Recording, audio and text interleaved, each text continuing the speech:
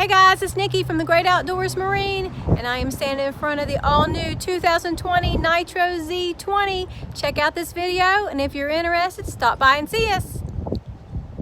I'm on a first name basis at the tackle shop. I got a charge account running up non-stop. They ought to give me my own parking spot. I can't fit another plug in my tackle box.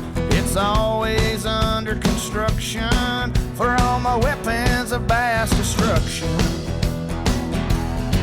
I got buds, baits, and Zara spooks, pumpkin seed, zoom flukes, blue yacht, crawfish jigs. I got a 7-foot flipping stick, all the soft plastics to hook one on a Texas rig.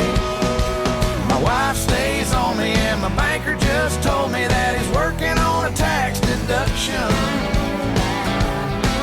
for all the money I'm dropping on my weapons of mass destruction.